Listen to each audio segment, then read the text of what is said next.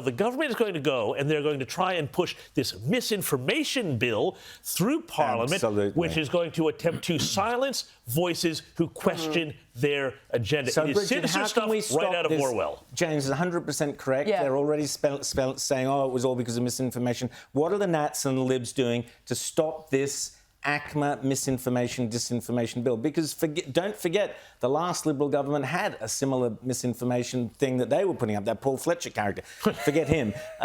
What are you going to do to guarantee that the Libs will and the Nats will oppose this misinformation and stop it? Outsiders across the country, good Conservative people, we are absolutely opposing the misinformation bill. No ifs, no buts. But will it get through the Senate? Well, this is the problem. I mean, you have the likes of Lydia Thorpe, you have the likes of David Pocock, who don't hold those same values, who can be swayed around wanting to be kind and generous to people. But just spell out the danger of this bill from your point of view.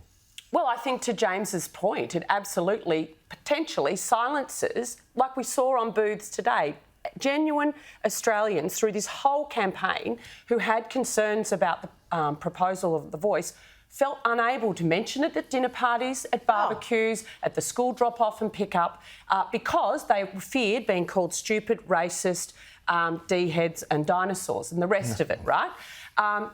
But we should be in a country where you can have those discussions and debates respectfully and then, in a democracy, exercise your vote. And Bridget, I want to ask you too. But that relies on freedom of speech. So that's great, and I know that David Coleman is leading that charge as a Shadow Communications Minister. I've had many conversations with him about that. But then now, what next for the coalition when it comes to Indigenous Australians? And so is the next push really going to be pushing for those audits that we're talking about? Is it going to be about performance-based aid and grants, about, making sure that there's real accountability? Because I think the thing that people are uncomfortable with too is that there's so much money that goes out and there seems to be so little accountability around it. Bridget? Exactly. And we're pushing for the audit. For too long, both sides of politics have pushed money out the door. Some programs work in some places, lots don't.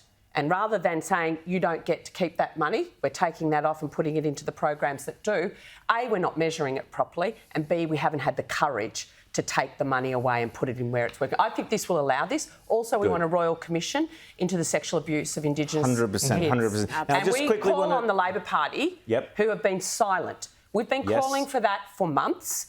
The Prime Minister last night, in a show of unity, could have actually said he'd take up that offer in a bipartisan way. Instead, he's still looking for answers. How you could not back that? I mean, how you could not back an inquiry into the most vulnerable, disadvantaged members of our country is beyond me. It would be just pure politics to deny that, because we know it's needed. Anyone who has any interest in this area knows how grim the problem is and that it needs far more attention. But the activists, they want to talk about changing Australia Day. They want to talk about changing the flag. They want to virtue signal about this and that. But when it actually comes to consequential issues, people's lives, young kids, they're not interested in those. Just very